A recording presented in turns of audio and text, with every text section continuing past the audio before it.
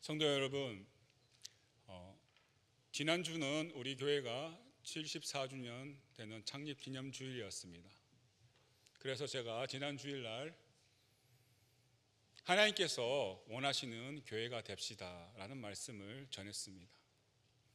한 주간 하나님이 원하시는 교회가 되기 위해서 여러분들의 삶 속에서 최선을 다해 열심히 살았을 줄 믿습니다.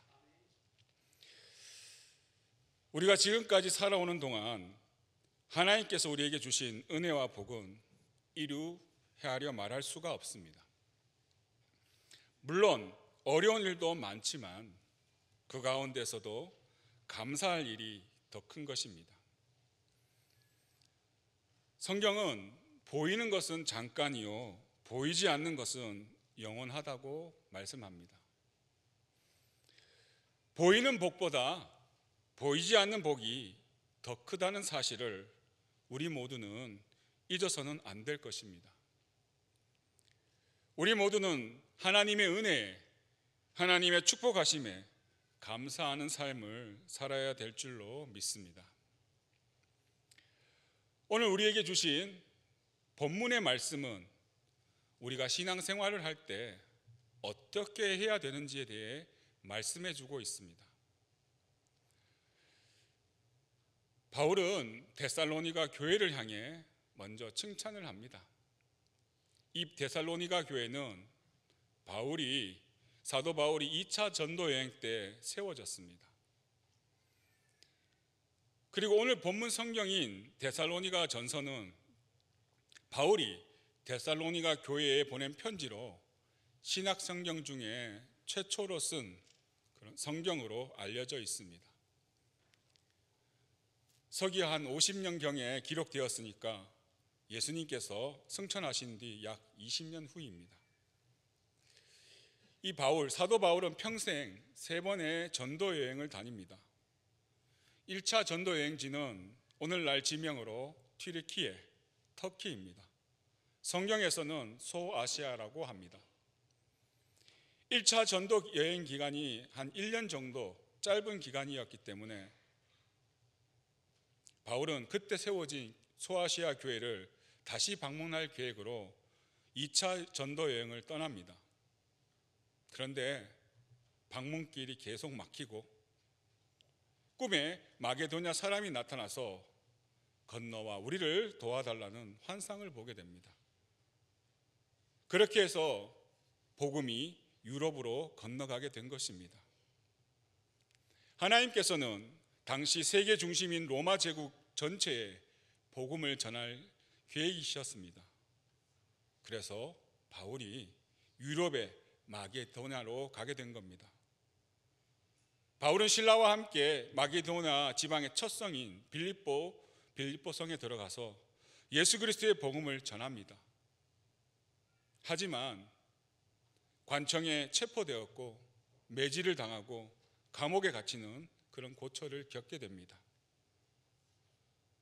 우리가 만약 이런 폭력을 당한다면 당장 복음을 전하는 것을 포기하고 싶을 것 같습니다. 그러면서 이렇게 말할 겁니다. 하나님의 인도하심에 따라 이곳까지 왔습니다. 그러면 평탄한 대로가 열려야 하는 것 아닙니까? 이건 아니지 않습니까? 하나님 앞에 이렇게 불평하고 불만을 터뜨렸을 것입니다. 하나님께서는 하나님 당신의 목적을 이루시기 위해 관련된 모든 사람들의 생각과 의지를 하나님이 조종하지 않습니다.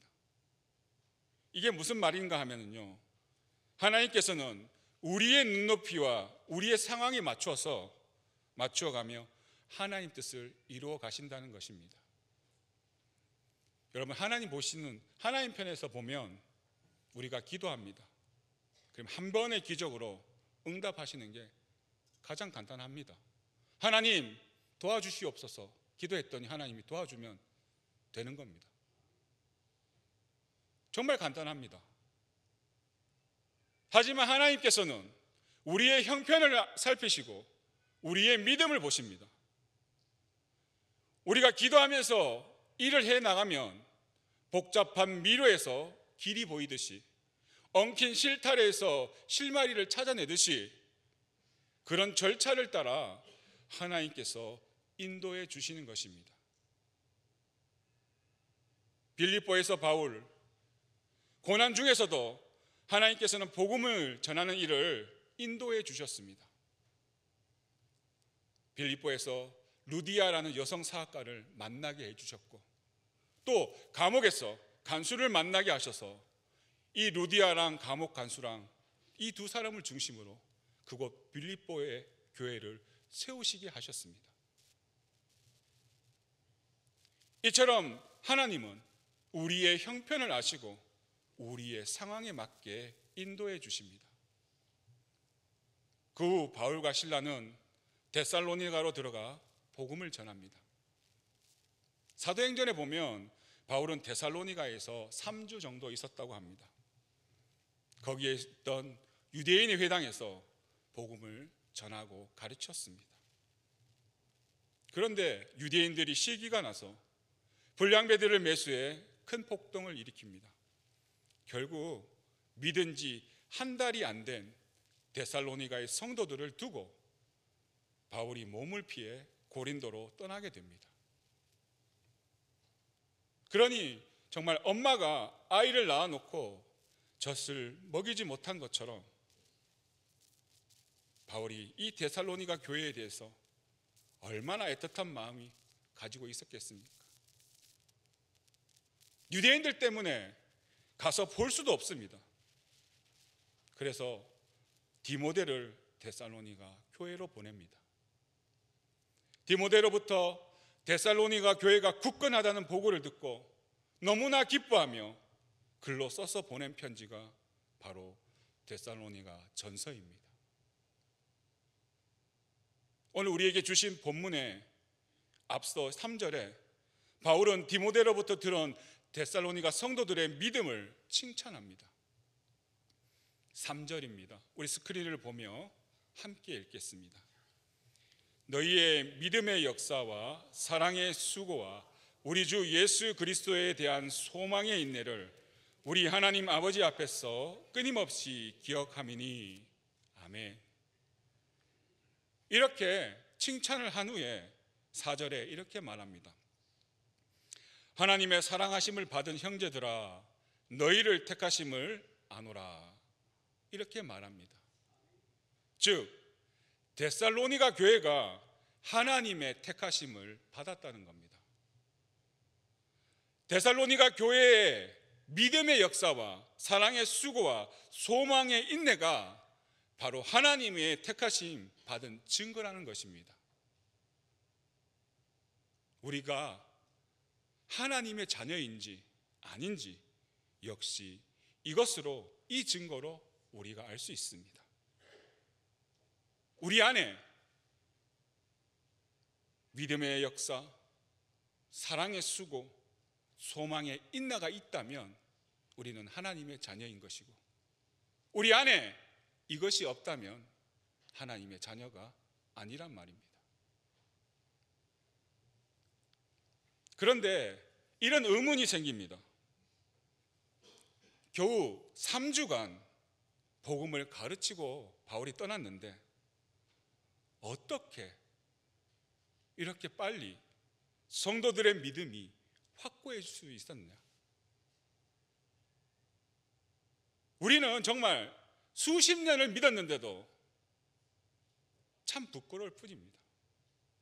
이들은 겨우 3주를 말씀을 들어서 이런 칭찬을 받을 정도의 믿음이었는데, 우리는 예수님을 믿는다고 하면서 어릴 적부터 지금까지 수십 년 동안 믿어왔는데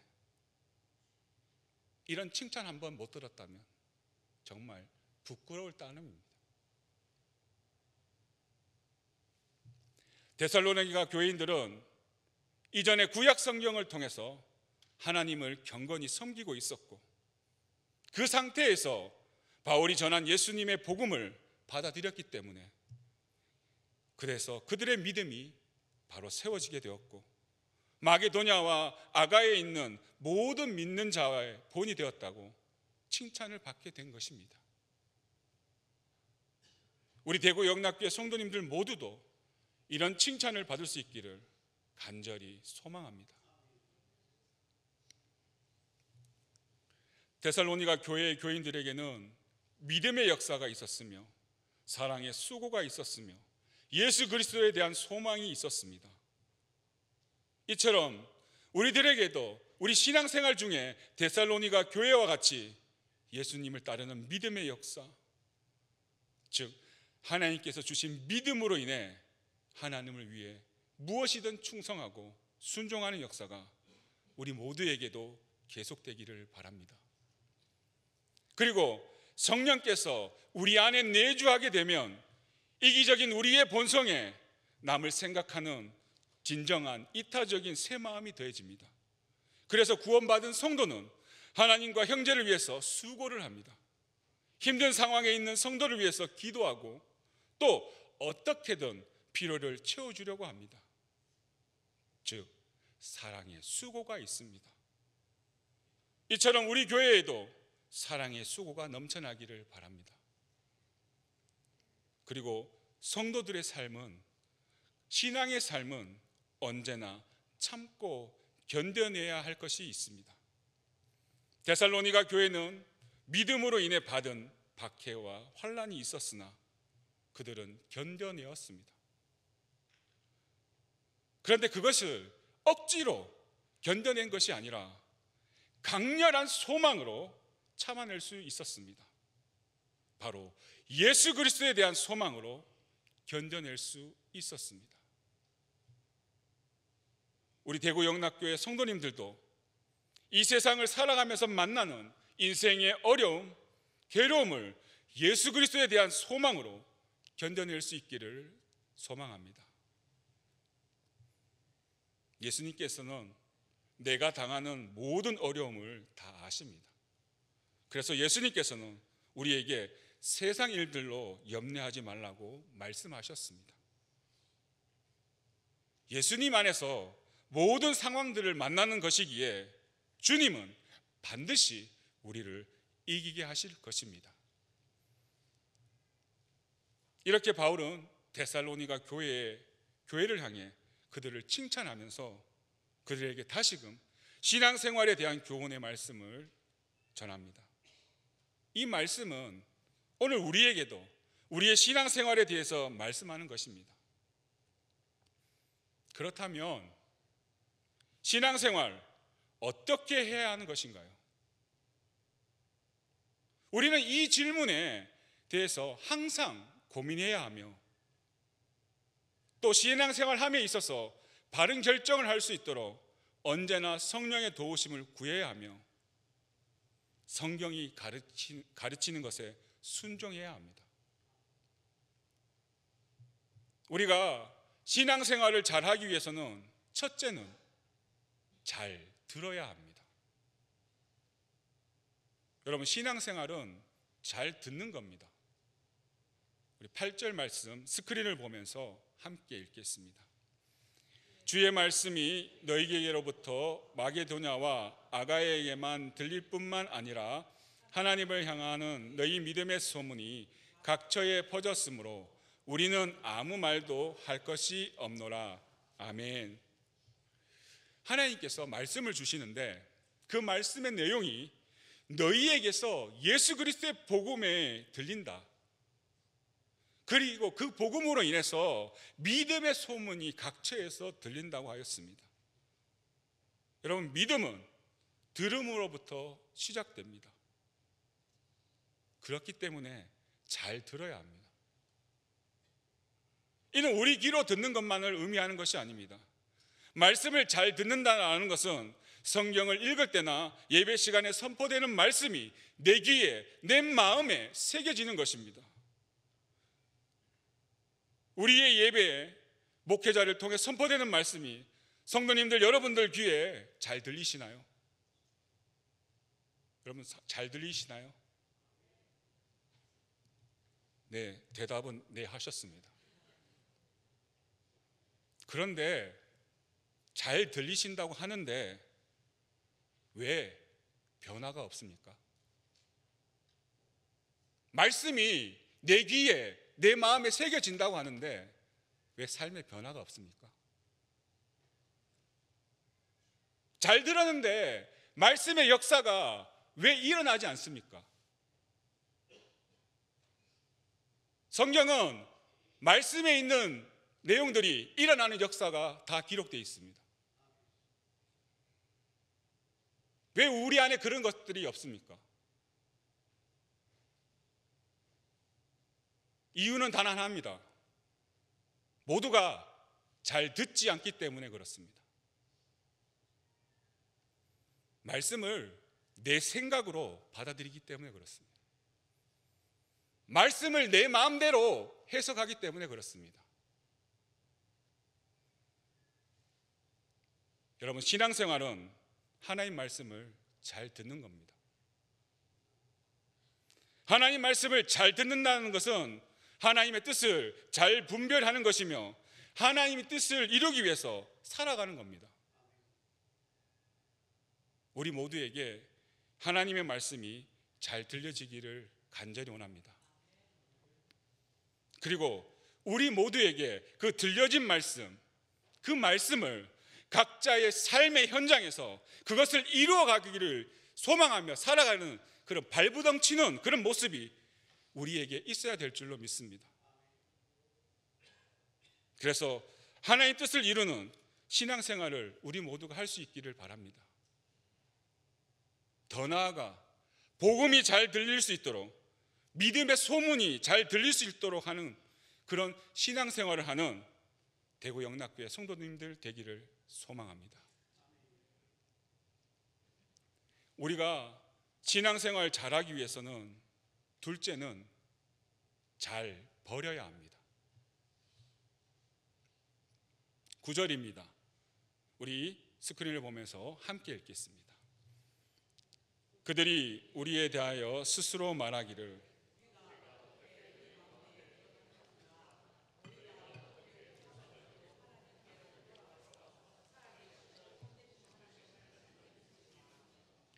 아멘.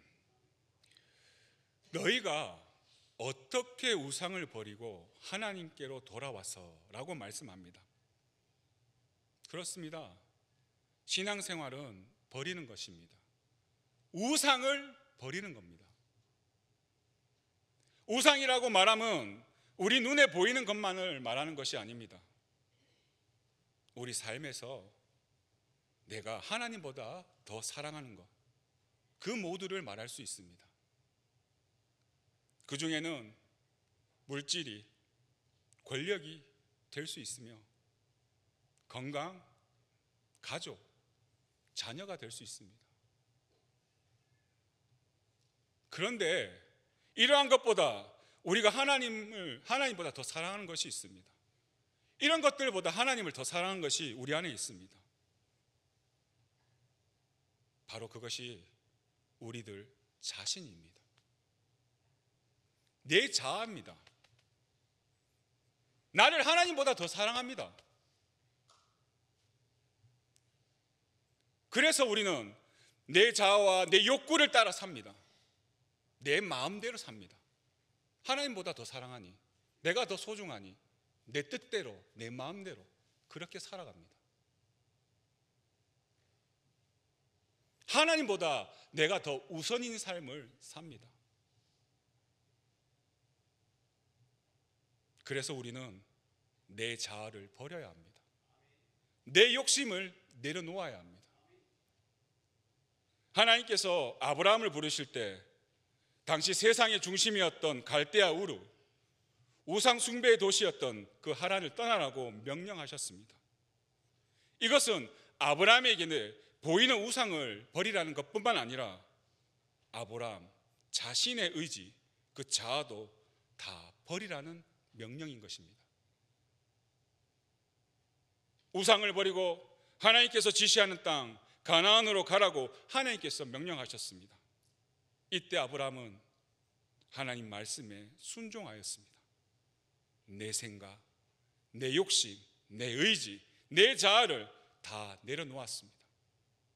오직 하나님 말씀을 따라 갈대아 우르를 떠나 하나님께서 지시한 가나안으로 갔습니다. 그렇게 우상의 도시를 떠나고 우상 같은 내 자아를 내려놓은 아브라함을 하나님께서는 축복하셨습니다. 큰 민족을 이루게 하셨고 아브라함의 이름이 창대하게 하셨으며 심지어 아브라함에게 자신이 복이 되는 축복을 하셨습니다. 그리고 더 나아가 아브라함의 후손에서 예수 그리스도가 태어나는 복을 주셨습니다.